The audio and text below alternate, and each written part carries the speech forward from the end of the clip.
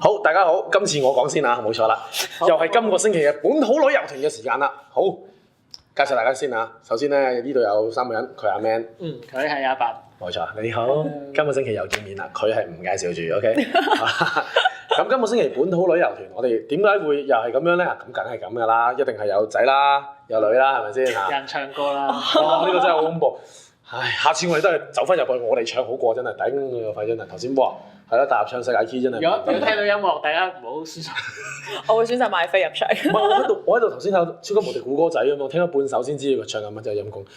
好嗱，咁我哋講翻今個星期本土旅遊團個內容先啦。咁首先我哋有女啦，咁點解會有即係揾到佢過嚟，然之後介紹俾大家認識咧？咁樣咁啊，等間講咗 topic 先係咪應該？我哋個 topic 就係33%。33C 定33D 啊嘛？唔係33份數嚟嘅，33%個比例。即係0 over 33個比例啊，咩嚟嘅？咁啊，等間話俾你聽啊。OK， 好。咁點解無啦啦？我哋講咗點樣揾佢先啦，係咪？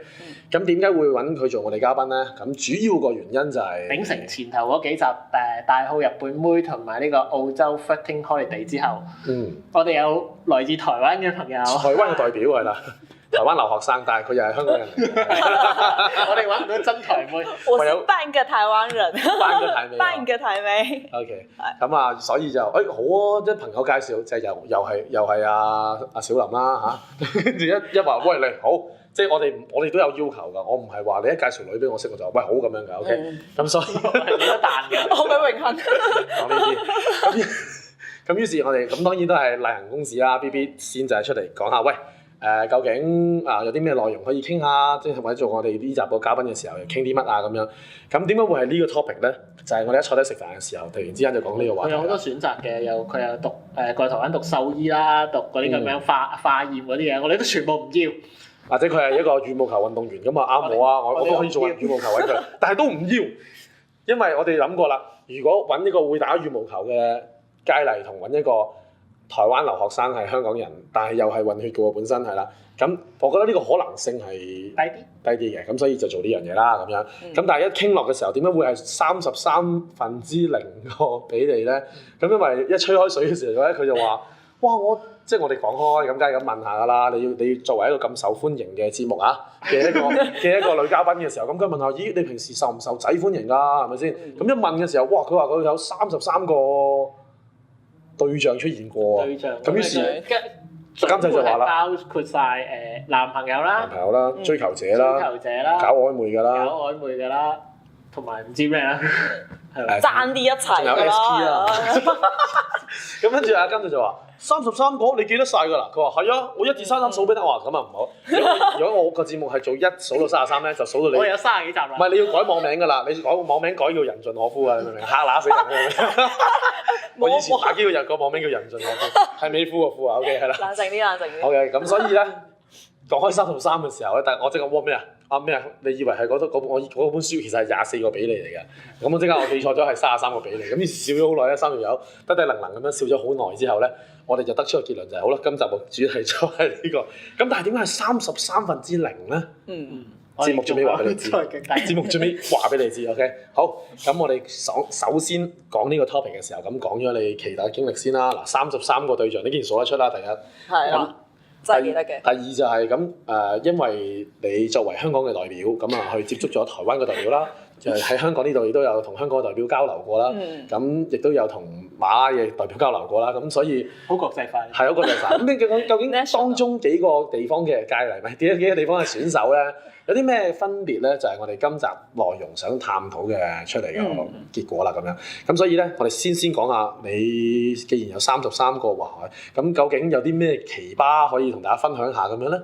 香港先啦，我哋香港，我哋本土嘅佳麗，本土選手先係本土嘅。本土嘅選手。本土嘅話，試過有一個前男友嚟嘅，咁就男友嚟嘅。係男朋友嚟嘅，呢個男朋友嚟嘅，咁一齊咗，咁跟住之後嗰日我翻工，佢又係翻工，咁放工佢話約咗朋友飲嘢，咁好啦，我其實好攰嘅嗰日，即係可能翻陣朝頭早、夜晚你飲酒一定去到11點幾㗎啦嘛。咁早啊？早先開始喎。唔係即係 I mean 可能10點零11點開始起碼啦，即係最少，咁已經好攰，已經想瞓㗎啦。咁當然可能我自己嗰個脾氣又唔係咁好啦，已經攰啦，已經燥啦，同埋啲 friend 又唔識啊，佢塊面黑晒㗎啦，其實，即係塊面寫住，塊面寫住可能我要翻屋企，你走未嗰啲咧，跟住之後好怨毒咁樣有陣陰霾喺度。係啦，咁可能佢就覺得我喺佢啲朋友面前冇俾面佢，係啦，咁跟住走嘅時候，可能佢搭車就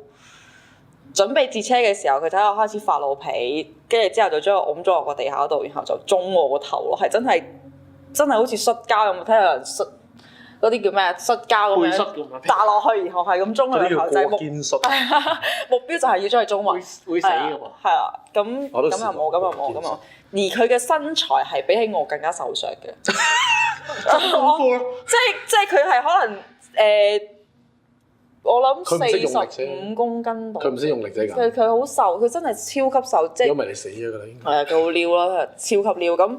佢係將我攞地喺度中，跟住之後我嗰晚就用拳頭，真係用拳頭，因為佢本身做廚師嗰啲。咁你都唔報警拉？嗰一下其實我係衝咗上的士，跟住之後衝咗翻屋企。點解你可以咁容易掙脫到可以上的士？唔係俾人中暈。唔係佢有啲 friend 拉開咗佢叫我走先咁樣，即係話你嗰一下。你哋未唔係一齊住嘅。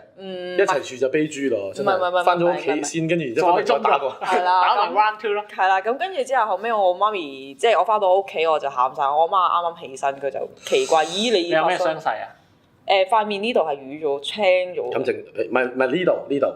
係呢一右腰啊嘛佢。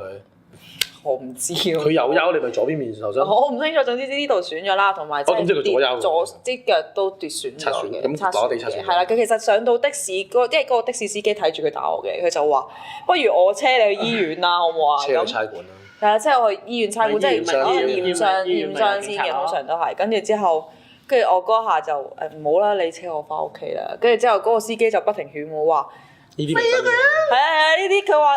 呢啲咪男人，即係佢話呢啲男人喐得啦，第一次就一定有第二次㗎啦。咁就第二次啊？冇啊，即刻分咗啦，係啊，因為我媽咪，因為我媽咪知道發生咗呢件事之後，佢爭啲攞把刀捉佢斬佢。係啊，好多少女，即係少女俾人打到豬頭咁都，佢會改嘅。係啊，即係我媽咪就佢真係會改。我媽咪嗰句就係講話，我爭咗你落嚟咁多年啦，我都唔捨得打你啊！佢憑乜嘢打你？當然有打過啦。係咯，佢又唔打你嘅。即係喺佢口中，佢會覺得最有資格打我嘅只有我嘅父母。梗係啦，我生你出嚟，我教好你。要教好我嘅，咁係啦，咁嗰陣時係感動嘅，但係之後係痛嘅。好痛！嗰陣時係受傷嘅痛啦，受傷好，唔係，即係都仲細個。老師，我想發言。係。因為咧，佢頭先形容呢件事講翻出嚟嘅時候咧，佢都仲係講緊，可能佢咧就即係覺得我就會驚我即係我洗面啦，所以咧佢仲不停咁仲揾緊理由俾佢，所以你明白。正常係我都嚼你啦，因為你都唔會。我哋咁樣安排呢個時間。好啦，OK，算啦。冇。好啦，嗱咁香港區嘅佳麗，哇，果然係奇葩中嘅奇葩之一啊咁啊！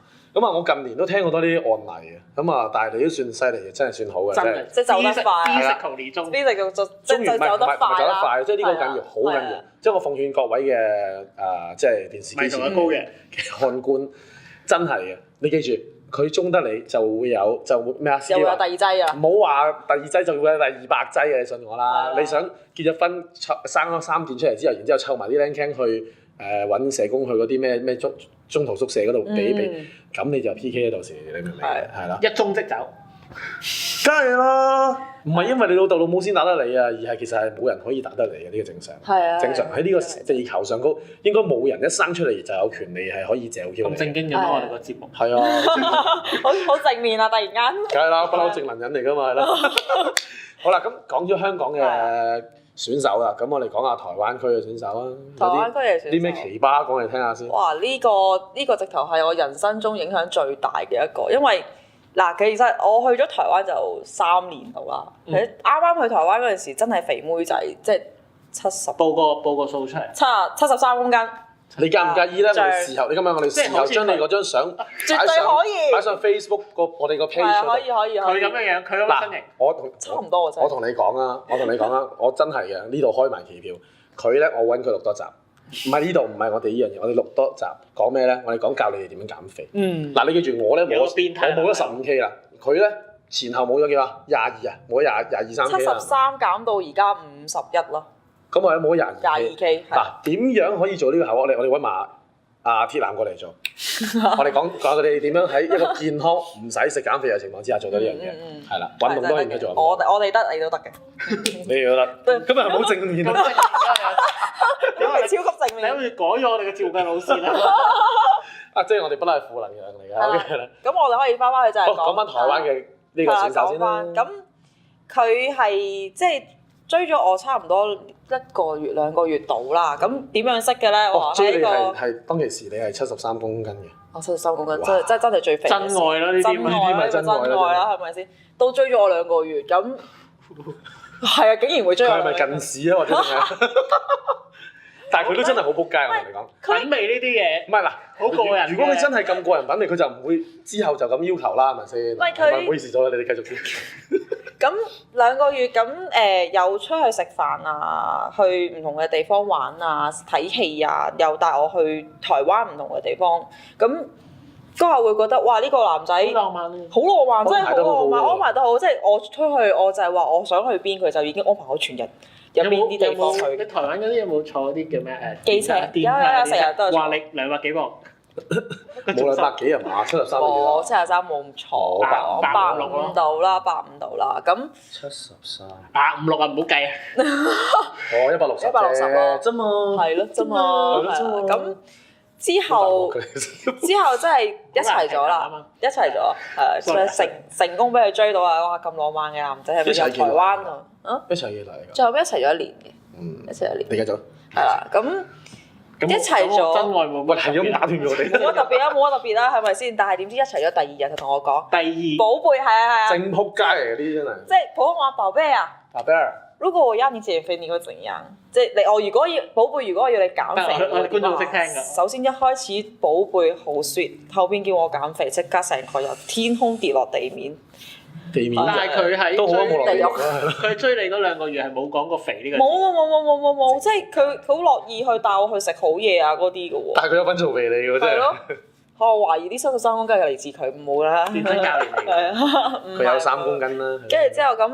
嗰下我同佢講，我話我會唔開心咯，因為你一識我已經係呢個重呢個磅數啦，咁點解你要我減啫？即係你唔係中意我咩咁樣？咁之後即係佢係氹我嘅形式嘅，咁到後尾一齊咗1個月嘅時候，即係你減肥啦，我真係覺得你減肥會好睇啲㗎，減咗肥好靚㗎，係你減咗肥會好啲㗎，同埋身體會健康啲。咁我嗰日會覺得。人生嘛，開心咪得咯，做咩要減啫？係咪先？我人最緊要我身體健康啫，係咪？咁好啦，到一齊咗1個月，1個月咧應該係正常係最 sweet 最仲有多巴胺嘅時候啊，仲有多巴胺嘅時候。咁嗰一刻佢突然間同我講分手喎，嗰日夜晚即係 send message，因為我要翻宿舍嘅，咁宿舍就有門禁嘅。咁佢突然間 send message 同我講不如我哋寶貝，不如我哋分手啦。跟住我就成個人嚇窒咗啊！突然間有行雷劈落個砰砰咁，跟住之後我就覺得哇！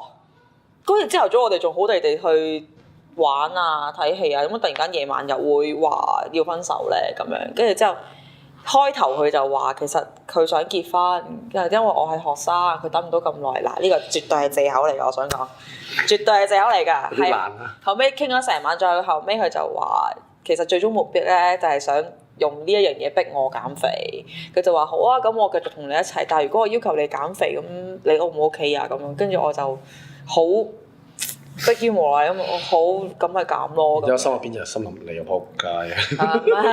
咁之後即係其實之前啱啱一齊嗰1個月裏邊，佢不停要求我減肥，其實我有發過脾氣嘅，即係點解你要咁樣逼我啊？咁樣嗰啲，我唔中意你提呢樣嘢。咁跟住佢就話即係佢話減咗好睇啲啦。咁我就有串咗一句嘅，即係有及佢一句就係話你國語，你咁又唔好國語。你覺得你憑乜嘢？如果我瘦咗，真係好似你所講好睇咗啦、靚咗啦。你憑咩要我繼續同你一齊啊？你又唔係年薪幾百萬，我已經受歡迎又唔係特別靚仔，係咪先？咁佢嗰下又係發翻我脾氣啦，係啊，咁我就變翻做小貓啦，即係唔係，我講下即係嗰啲嘢咁。但係結果呢？但係其實呢一句喺個心裏邊，其實一路都 keep 住咗。呢啲刺係拮住咗喺度㗎。係啦，呢啲刺係拮住咗。所以真係冇亂咁對啲女人。你冇學到你香港男朋友嗰個過肩術咩？冇。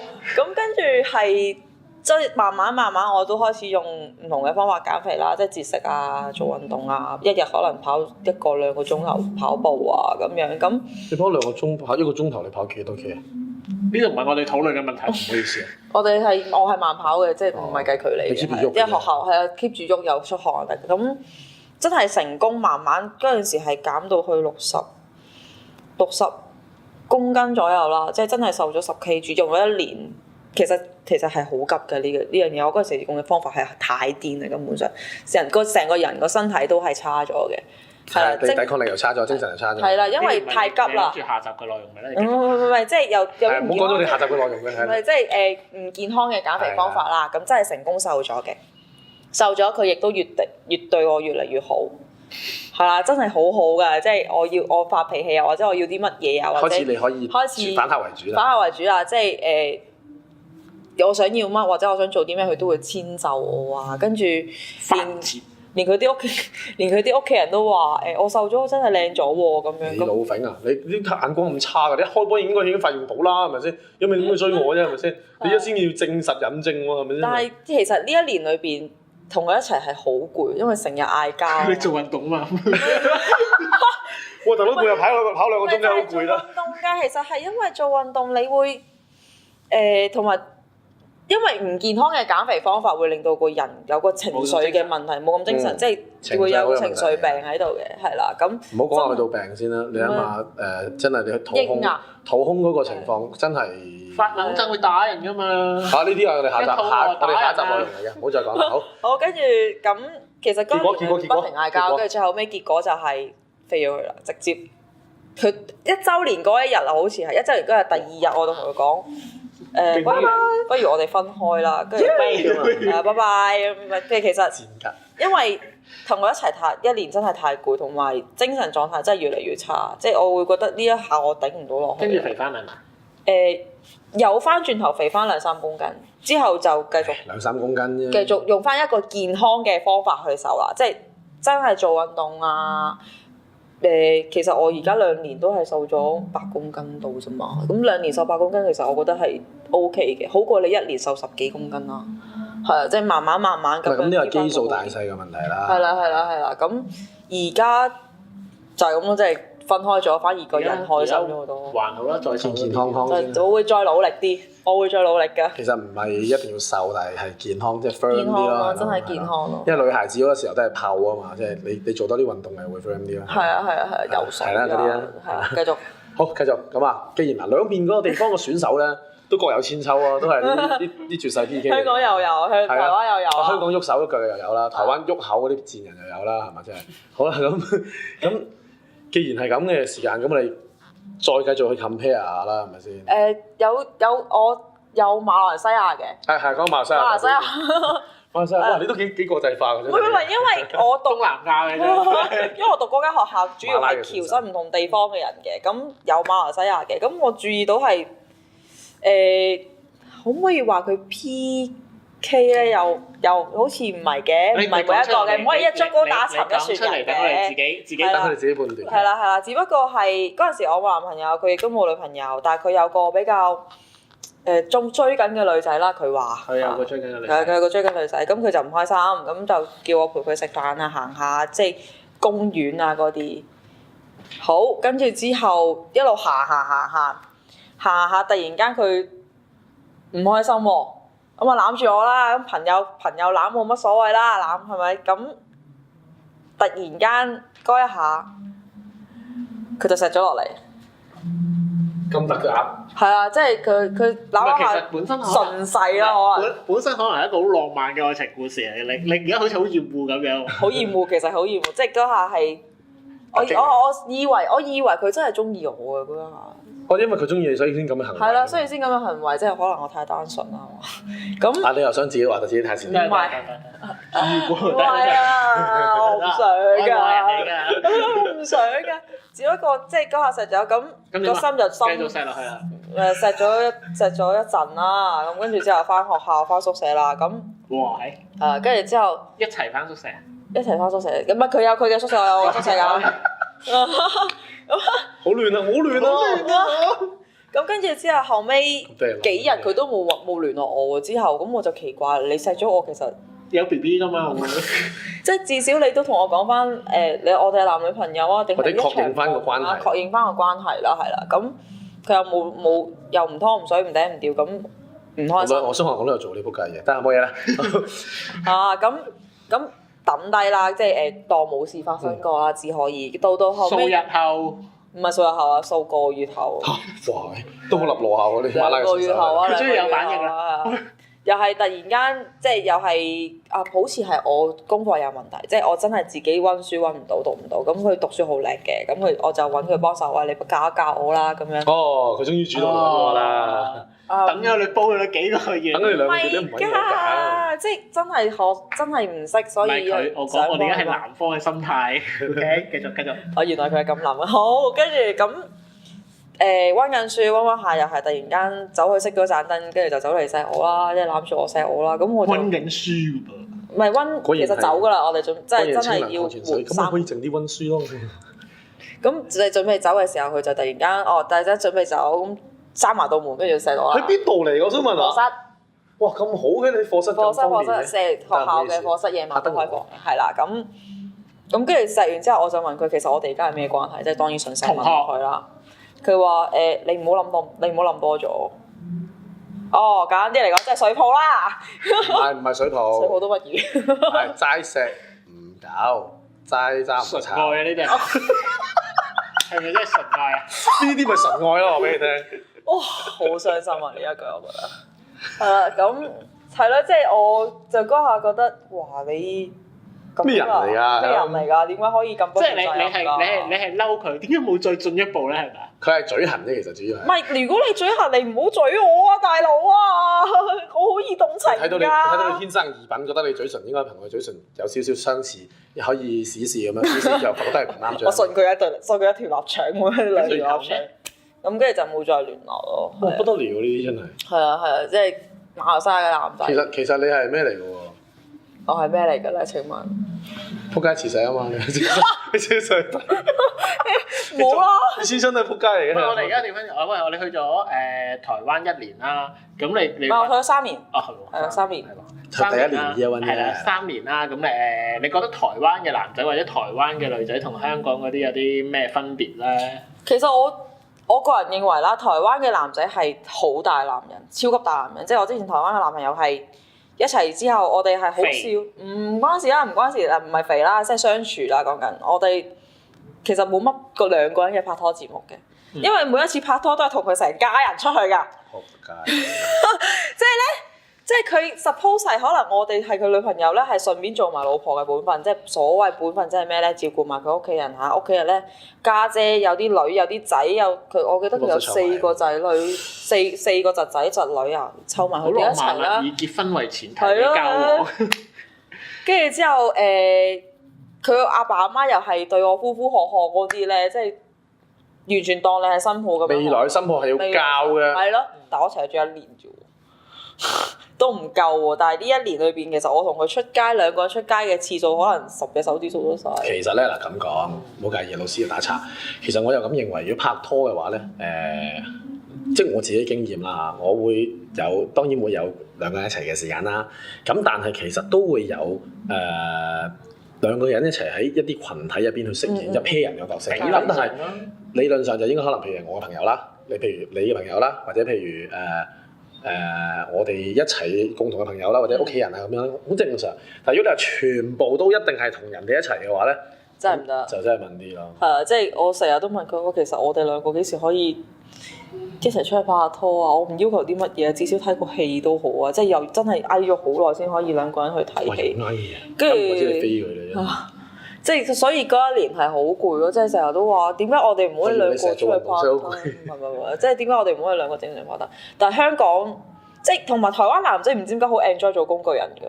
工具人嘅意思係即係即係備胎男啊嘛。備胎男啊，係啦，即係後備車胎，後備車喎，即係。因為其實你話香港同台灣都有人追我，咁香港有個男仔追我好多年啦，咁一路以嚟我有啲咩唔開心啊，佢都會私信我 send message 俾我話你唔好唔開心啊，或者我都係啊，冰啦真係。唔可以咁講，只不過因為你唔使派軍糧啊嘛，我明嘅。唔係，我會拒絕咯，我會覺得我唔想俾你有任何遐想，即係我會唔讀佢啦，或者幾耐之前啊？嚇？幾耐之前啊？你而家仲有聯絡㗎？喂，咁佢開始冰咗幾耐啊？即係服役下上咗幾耐啊？服役咗幾耐？我諗7年。哇！你係86磅嗰陣時係服役嚟嘅真愛嚟。唔係，我再以前係瘦翻嘅，係後尾先肥嘅，中途突然間係啦，咁一路即係都係當朋友，所以我會分得好清楚界線，就係朋友係應該你付出之餘，我都要付出，但係為咗唔想令你有瑕想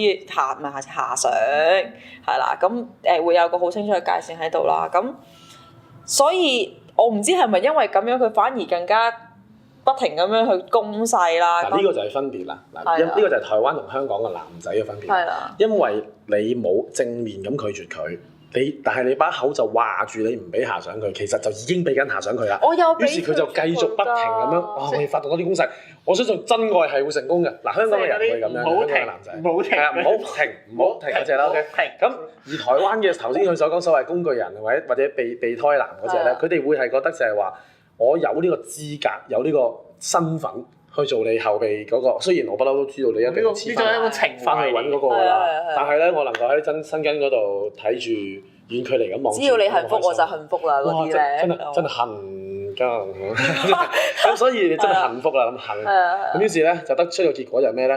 台灣嘅男仔反而會係你如果唔俾機會我做工具人，即係你唔係啊會走㗎，即係你唔認定我啦，我連做工具人嘅機會都冇。